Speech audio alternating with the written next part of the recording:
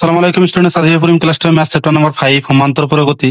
তো স্টুডেন্টস ইয়াৰ আগৰ ভিডিঅ'ত আমি অনুশীলনী 5.1 ৰ সকলোবোৰ অংক কৰিছো। আজি আমি পঢ়িম অনুশীলনী 5.2 4 নম্বৰ। তো 1 নম্বৰ 2 নম্বৰ 3 নম্বৰ আমি কৰিছো। এই ভিডিঅ' বিলাকৰ লিংক এইটো ভিডিঅ'ৰ ডেসক্ৰিপচনত দিয়া থাকিব। আজি আমি 4 নম্বৰটো কৰিম। 4 নম্বৰ কোৱেশ্চনত কি কৈছে চাবা, 3 8 13 18 ডট ডট সমান্তৰ প্ৰগতিটোৰ কোনটো পদ 78, মানে এনেকৈ গৈ থাকে 3 8 13 13 18 এনেকৈ গৈ গৈ গৈ গৈ কিমান নম্বৰ পদত 78 আছে সেইটো আমাক কি উলিয়াব লাগে। তো চাবা স্টুডেন্টস, কি পদৰ সংখ্যা আমি কি হেৰে বুঝো n, আৰু এইটো আমাক কি দি আছে an। তো ইয়াৰ পৰা আমাক কি n টো উলিয়াব লাগে। তো চাবা স্টুডেন্টস, আমি কি সাধাৰণ পদৰ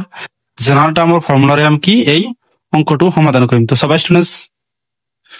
এইটো কি আমি সমাধান কৰিম। সমাধান আমাৰ এই পিটো কি দি আছে, সমান্তৰ প্ৰগতিটো কি দি আছে 3 8 13 18 এনেকৈ গৈ আছে। প্ৰথম পদ আমি an কি জানো 3, দ্বিতীয় পদ আমি কিমান জানো 8,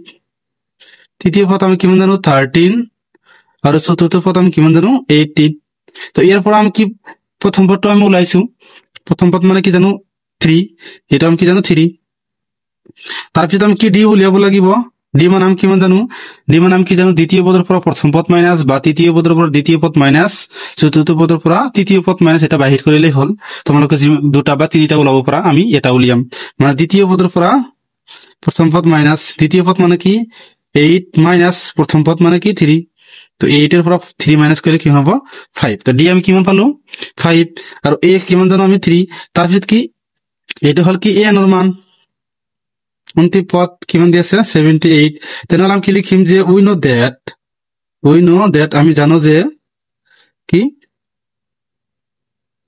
উই নো দ্যাট আমি জানো যে সাধাৰণ পদ জেনারেল টার্ম বুলি কও। এটা আমি কি জানো an is equal to a plus n minus 1 into d। সব স্টুডেন্টস আমি ইয়াতে করিম, an আমি কিমান জানো 78 is equal to a মানে আমি কিমান জানো, a মানে আমি কি প্রথম পদ দি আছে আমি কি 3 জানো 3, প্লাস এটা আমি না জানো, এটাই তো আমাকে ওলাব লাগে, পদের সংখ্যা ওলাব লাগে n minus 1 into d মানে আমি কিমান জানো 5 স্টুডেন্টস। এটা কি প্লাস 3 আছে, বাফালে আহিলে কি হ'ব -3, 78 minus 3 is equal to ইয়াত কিমান থাকিব n minus 1 into 5। তো ইয়াৰ পৰা আমি কি লিখিব পাৰো, তো সব স্টুডেন্টস আমি 78 এৰ পৰা 3 মাইনাস করলে আমি কিমান জানো 75 is equal to n minus 1 into 5। তো আমাক কি 5 টো ইয়াৰ লগত পূৰ্ণ হিচাপত আছে, বাওঁফালে আহিলে কি হ'ব divide 75 divide by 5 is equal to n minus 1। সব স্টুডেন্টস 5 এর কি 75 ক আমি ডিভাইড করলে কিমান জানো 15। তেনেহলে আমি n is equal to কি লিখিব পাৰো 15 plus 1, কারণ n এর লগত কি -1 আছিল, এফালে আহিলে কি হ'ব প্লাস। তেনেহলে 15 এর লগত 1 যোগ করলে কিমান হ'ব 16। তেনেহলে আমি লিখিম যে এতে কি 16তম পদটো হ'ব কিমান 78। এইটো আমাৰ কি আছিল উত্তৰ। 16 নম্বৰ পদটো কি হ'ব, 16 নম্বৰ পদত কি থাকিব 78। তোমালোকে কি কৰিবা 5 কৈ যোগ কৰি থাকিবা, তুমি 16 নম্বৰ পদে কি পাবা 78 টো পাই যাবা। তেনেহলে ইয়াৰ আনসাৰটো কি হ'ব 16তম পদত 78 টো থাকে। এইটো আমাৰ কি আছিল উত্তৰ। এতিয়া তোমালোকক আমি 5 নম্বৰটো কৰি দিম।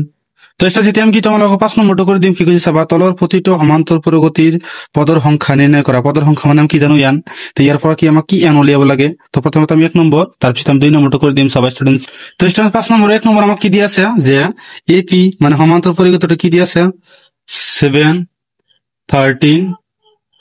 19 ডট ডট কি দি আছে আমাক লাস্ট পদটো কি দি আছে 205, অন্তিম পদটো কি দি আছে 205। তো ইয়াত আমাক কি প্ৰথম পদ কি দি আছে, প্ৰথম পদ মানে 7 দি আছে। আমি ডি উলিয়াম ইয়াৰ পিছত। ডি মানে কি দ্বিতীয় পদৰ পৰা প্ৰথম পদ মাইনাস, বা তৃতীয় পদৰ পৰা দ্বিতীয় পদ মাইনাস। আমি 13 পৰা 7 মাইনাস কৰিম, 13 minus 7 is equal to কিমান হ'ব 6। আৰু এ আমি কিমান জানো 4 নম্বৰত হয় হ'ব অংকবিলাক কি 205। তো চাবাই এ দি আছে, ডি দি আছে, এ আন দি আছে, আমাক কি দিয়া নাই পদৰ সংখ্যা দিয়া নাই। এই পদৰ সংখ্যাটো আমাক কি উলিয়াব লাগে। তো চাবাই আমি কি জানো উই নো দ্যাট আমি জানো যে কি সাধারণ পদ আমি কি জানো a1 is equal to a plus n minus 1 into d এইটো আমি কি সাধাৰণ পদ জানো তো ইয়াৰ পৰা আমি কি n টো উলিয়াব লাগে মানে পদৰ সংখ্যা উলিয়াব লাগে পদৰ সংখ্যা আমি কি জানো n তো যেতিয়া আমি কি কৰিম মানবোৰ বহাই দিম n আমি কিমান জানো 205 বহাই দিয়া 205 ইজিক্যাল টু a মানে আমি কিমান জানো 7 প্লাস n মানে নাজানো আমি ইনটু d মানে আমি কিমান জানো 6 d মানে আমি কিমান জানো 6 তো স্টুডেন্ট সবাই হালা আমি কি করিম n এর মান টু উলিয়াম তো সবাই স্টুডেন্ট 7 টু প্লাস হিসাবত আছে এপালা হলে কি হবে মাইনাস মানে 205 মাইনাস কি হবে 7 ইজিক্যাল টু এপালা কি থাকিব n মাইনাস 1 ইনটু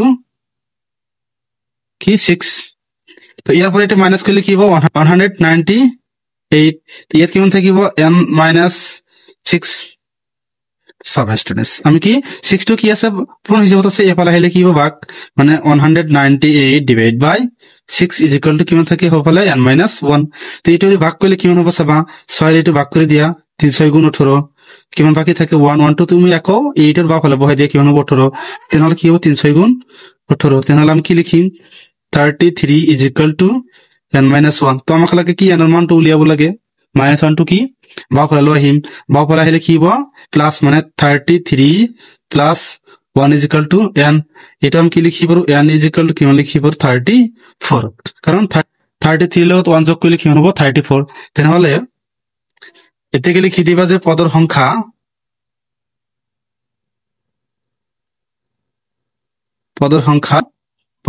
আমি কি জানো n ইজ ইকুয়াল টু কিমান হবে 34 এটা আমার কি হবে উত্তর তো স্টুডেন্টস কি 5 নম্বর কি আমাকে 2 নম্বর দিয়েছে কি যে এপি কি দিয়েছে সমান্তর পরিগতি 18, 15 সমস্ত 1 ডিভাইড বাই 2 13 ডট ডট কি আছে লাস্ট পদ টু কি দিয়েছে -47 তো আমি কি করি প্রথম পদ আমি কি জানো a1 বা a লিখি ইজ ইকুয়াল টু কিমান জানো আমি 18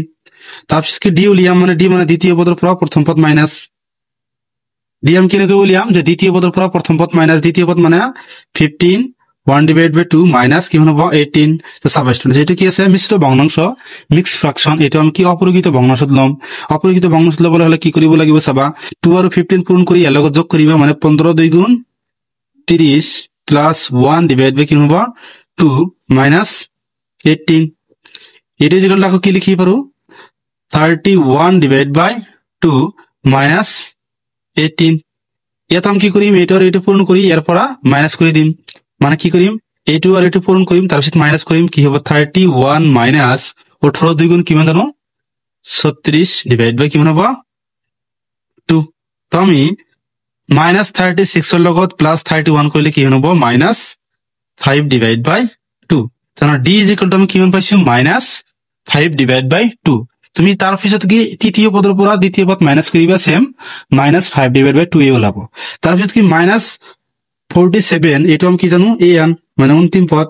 মাইনাস 47 টু কি জানো আমি অন্তিম পদ ইয়ার পিছত আমি ফর্মুলাটো লিখিম যে আমি জানো যে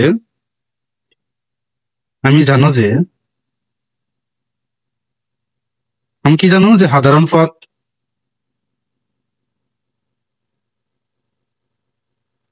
কি জানো an is equal to a plus n minus 1 into d তো an আমি কিমান জানো মাইনাস 47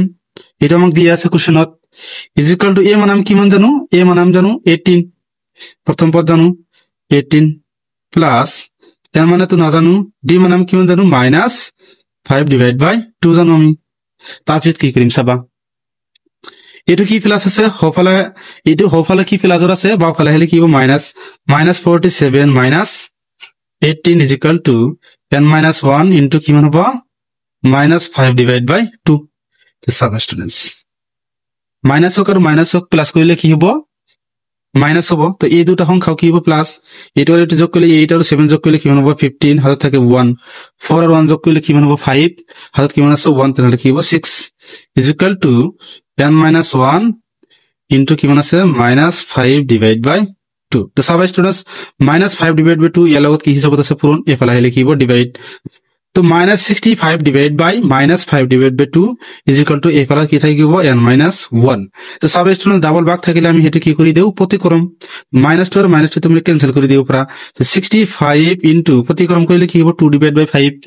প্ৰতিক্ৰম মানে উল্টা হৈ যাব কি হ'ব 2 divide by 5 is equal to n minus 1 তারপর কি 5 এর এইটু কাটিলে কি হবে 5 13 গুণ 65 তেনেহলে কি হব আকৌ 13 আৰু কি 2 কি হব পূৰণ 13 2 গুণ 26 is equal to n minus 1 চাবা স্টুডেন্টস কি 1 2 কি মাইনাস হিসাবত আছে এফালে আহিলে কি হ'ব plus 26 plus 1 is equal to n তেনেহলে কি n is equal to কি লিখিব n is equal to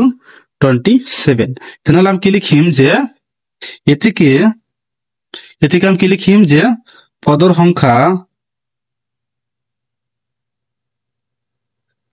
আমি কি জানো n এটা আমি কিমান পাইলো এটা আমি কিমান পালো 27 এটা আমাৰ কি হ'ব উত্তৰ পদৰ সংখ্যা উলিয়াব কৈছিল এলৈকে কৰিব লগা আছিল ষ্টুডেন্টস ভিডিওটো ভাল লাগিলে এটা লাইক মাৰি দিবা আৰু চেনেলটো সাবস্ক্ৰাইব কৰি দিবা থ্যাংক ইউ ষ্টুডেন্টস